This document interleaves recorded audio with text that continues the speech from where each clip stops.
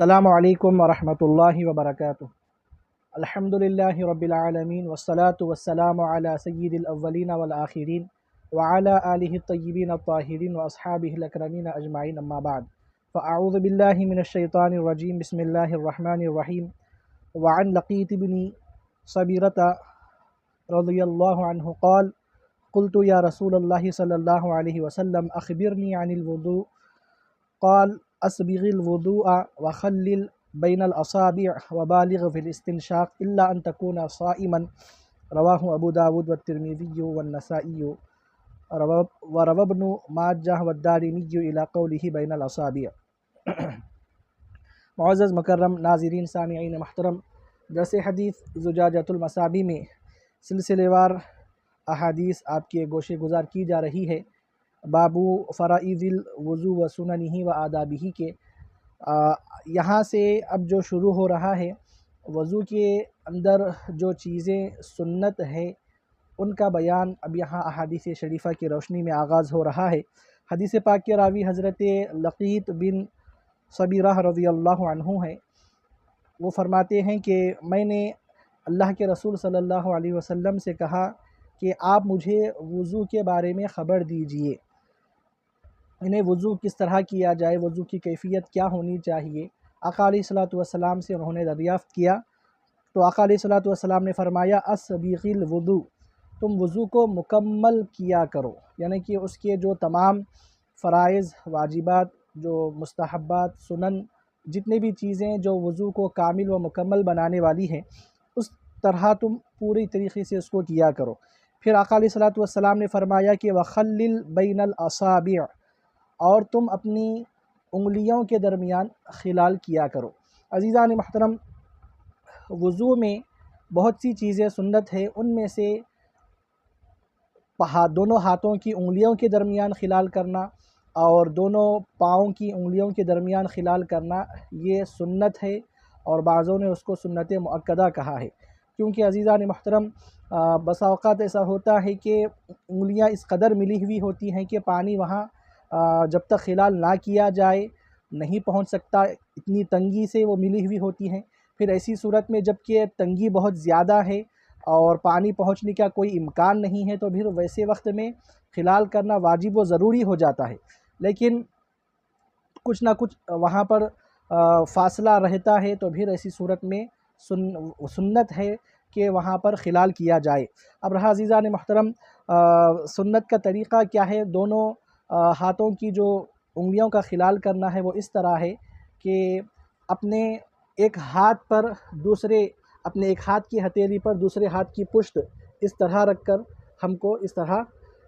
نیچے کھینچنا چاہیے، تو اس طرح دونوں ہاتھوں کی انگلیوں کو خلال کرنے کا یہ سنت طریقہ ہے جو بتایا گیا ہے۔ تو اپنے ایک ہاتھ کی جو پشت ہے ایک ہاتھ کی ہتھیلی پر اس طرح رکھا جائے، پھر اس کو نیچے کی طرف کھینچنا، یہ سنت طریقہ ہے دونوں ہاتھوں کی انگلیوں کا خلال کرنے کا، تاکہ اچھی طریقے سے وہاں بھی پانی پہنچ جائے اور انگلیوں کے درمیان جو میل وغیرہ جو ہوتا ہے وہ بھی اچھی طریقے سے صاف ہو جائے اور سنت کا نور اور برکت متوضی وضو کرنے والے کو حاصل ہو۔ پھر بتلایا گیا وبالغ فی الاستنشاق، اور تم ناک میں پانی چڑھانے میں مبالغہ کرو، یعنی اچھی طریقے سے، خوب اچھی طریقے سے ناک کو پاک و صاف کرو، الا ان تکون صائما، مگر یہ کہ یہاں پر ایک احتیاط ضروری ہے۔ اگر آپ روزے دار ہیں، اگر آپ روزے کی حالت میں ہیں تو پھر ایسی صورت میں آپ کو ناک میں پانی پہنچانے میں مبالغہ زیادتی نہیں کرنا چاہیے، کیونکہ وہاں پر امکان ہے کہ ناک کے ذریعے حلق میں پانی پہنچ جائے اور اس کا روزہ فاسد ہو جائے، تو لہذا ناک میں بھی خلال کرنا یہ سنت ہے، سنت و مستحب ہے کہ اپنے بائیں ہاتھ کی کنی انگلی سے ناک کے اندر خلال کر کر جو بھی وہاں پر نامناسب چیز ہے اس کو دور کیا جائے۔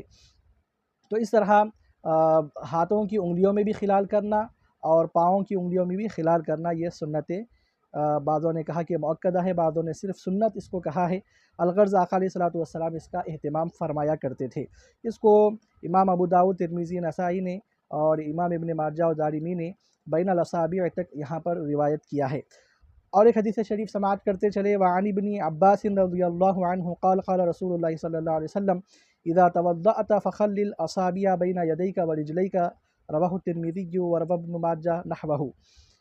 حضرت ابن عباس رضی اللہ تعالیٰ عنہ حدیث پاک کے راوی ہے، آپ فرماتے ہیں کہ اللہ کے رسول صلی اللہ علیہ وسلم نے ارشاد فرمایا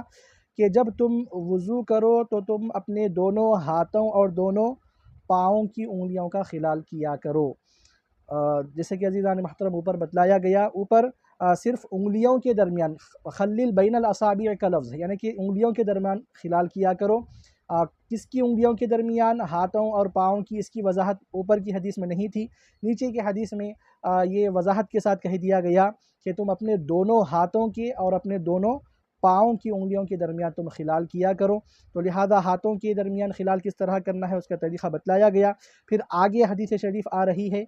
کہ جس میں پاؤں کے درمیان خلال کس طرح کیا جائے اس کا طریقہ بتلایا جا رہا ہے۔ اب یہ جو حدیث شریف میں نے پڑھنے کی سعادت حاصل کی ہے، اس کے راوی حضرت امام ترمذی اور ابن ماجہ نے بھی اس کو اسی طرح روایت کیا ہے۔ آگے والی حدیث میں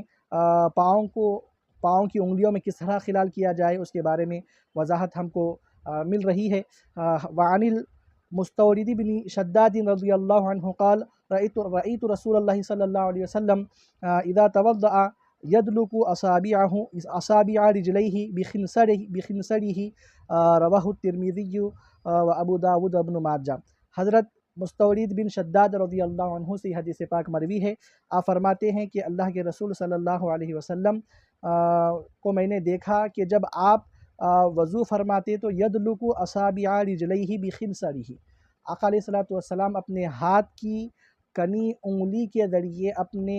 دونوں پاؤں کی انگلیوں کے درمیان آقا علیہ الصلوۃ والسلام رگڑا کرتے تھے، خلال کیا کرتے تھے۔ تو عزیزان محترم، یہ کنی ہاتھ کی جو بائیں ہاتھ کی جو انگلی ہے، کنی انگلی ہے جو آخری انگلی ہے، اس کے ذریعے کیا ہے، دونوں پاؤں کی سیدھے اور بائیں جانب دونوں پاؤں کی انگلیوں میں خلال کرنا یہ سنت طریقہ ہے، کیونکہ یہاں بھی بہت امکان ہوتا ہے کہ انگلیاں اس قدر ملی ہوئی ہوتی ہیں آپس میں کہ وہاں پر پانی پہنچنا بسا اوقات اس کا امکان نہیں ہوتا، تو پھر ویسی صورت میں واجب و ضروری ہے کہ وہاں پر خلال کیا جائے۔ ہاں نہیں تھوڑی بہت سان وہاں پر فاصلہ باقی رہتا ہے تو پھر ایسی صورت میں خلال کے ذریعے جس طرح آقا علیہ الصلوۃ والسلام نے بتلایا اس کو خلال کر کے وہاں پر پانی پہنچانا چاہیے۔ اور ایک حدیث شریف سماعت کریں، وعن انس رضی اللہ عنہ قال قال رسول اللہ صلی اللہ علیہ وسلم اذا توضأ اخذ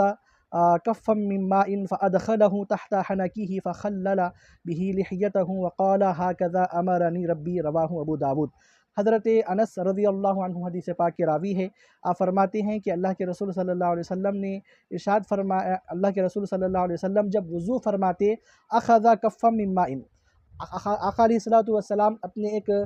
ہتیلی میں چلو میں پانی لے لیتے، فادخلہ تحت حنکہ، اور آقا علیہ الصلوۃ والسلام اپنی تھوڑی کے نیچے اس طرح اس کو پانی لگا لیا کرتے، فخلل به لحیتہ، پھر اس کے ذریعے آقا علیہ الصلوۃ والسلام اس پانی سے اپنی ریش مبارک، اپنی داڑھی مبارک کا خلال فرمایا کرتے۔ وقال هكذا امرنی ربی، اور آقا علیہ الصلوۃ والسلام نے ارشاد فرمایا کہ میرے رب نے مجھے اسی طرح کرنے کا حکم دیا ہے۔ اس کو امام ابو داود نے روایت کیا ہے۔ عزیزان محترم، دونوں پاؤں کی انگلیاں اور دونوں ہاتھوں کی انگلیوں میں خلال کس طرح کیا جائے اس کے بارے میں آپ کے سامنے وضاحت رکھی گئی۔ اب رہا داڑھی کا جو مسئلہ ہے، داڑھی جو حضرات کو ہوتی ہے وہ تو دو طریقے کے ہوتے ہیں۔ بعض حضرات وہ ہوتے ہیں کہ جن کو گھنی داڑھی ہوتی ہے، تو گھنی داڑھی جس کی ہوتی ہے وہ اپنی داڑھی کو اس طرح چہرے پر دبائیں تو وہ حصہ جو داڑھی کا چہرے پر جو نظر آ رہا ہے اتنے حصے کو دھونا فرض ہے۔ اب نیچے کا جو حصہ ہے جو چہرے پر دبانے سے جو نیچے آ رہا ہے حصہ، یہ والا حصہ، تو پھر اس کو دھونا فرض نہیں ہے۔ لیکن چہرے پر دبانے سے جو بال ہم کو چہرے پر لگے ہوئے نظر آ رہے ہیں اتنے حصے کو دھونا فرض ہے۔ اب رہا دوسری بات، جن کو داڑھی ہی تو ہے لیکن داڑھی اتنی مختصر ہے کہ نیچے کی جلد ان کی نظر آ رہی ہے، جن کی چمڑی نیچے کی بال ہونے کے باوجود بھی نیچے کی چمڑی نظر آ رہی ہے، تو پھر ویسے داڑھی والے لوگوں کو اپنے جلد کو بھی تر کرنا، دھونا، اس کا غسل کرنا، یعنی کہ وہاں سے پانی بہانا، یہ ان کے لیے فرض ہے۔ اگر وہ حضرات کہ جن کو داڑھی اتنی گھنی ہے کہ نیچے کی جلد نظر نہیں آتی، تو پھر ویسے لوگوں کو بالوں کی جڑوں تک پانی پہنچانا یہ ضروری ہے، چاہے نیچے کی جلد وہ دھوئیں یا نہ دھوئیں۔ لیکن جن کی داڑھی گھنی ہے ان کے لیے ضروری ہے کہ وہ اپنے پانی کے ذریعے بالوں کی جڑوں تک پانی کو پہنچائے۔ تو اسی لیے آقا علیہ الصلوۃ والسلام چلو میں پانی لیتے اور اس کو اس طرح رکھ کر،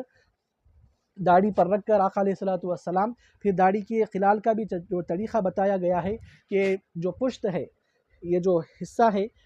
آپ کے گلے کی طرف ہو، پھر اس طرح اس کو خلال کیا جائے، اس طرح داڑھی کا خلال کیا جائے۔ تو داڑھی کے خلال کا بھی طریقہ، مسنون اور مستحب طریقہ ہم کو وضاحت کے ساتھ ملتا ہے۔ تو لہذا داڑھی جن کی ہے وہ حضرات وضو میں تھوڑا مبالغہ کرنا چاہیے، تاکہ ان سے کوئی حصہ رہ نہ جائے وضو میں، تاکہ ان کا وضو مکمل ہو۔ تو لہذا عزیزان محترم، اس طرح احتیاط کے ساتھ داڑھی کا خلال کرتے ہوئے داڑھی والے حضرات کو اپنا وضو مکمل کرنے کی ضرورت ہے۔ اس کو امام ابو داؤد نے روایت کیا ہے۔ آخر میں اللہ کی بارگاہ میں دعا ہے، مولا کریم ہم کو ان حدیث شریفہ پر عمل کی توفیق عطا فرما، اور سنت طریقے کے مطابق وضو کی ہم کو توفیق عطا فرما۔ آمین وما علینا الا البلاغ۔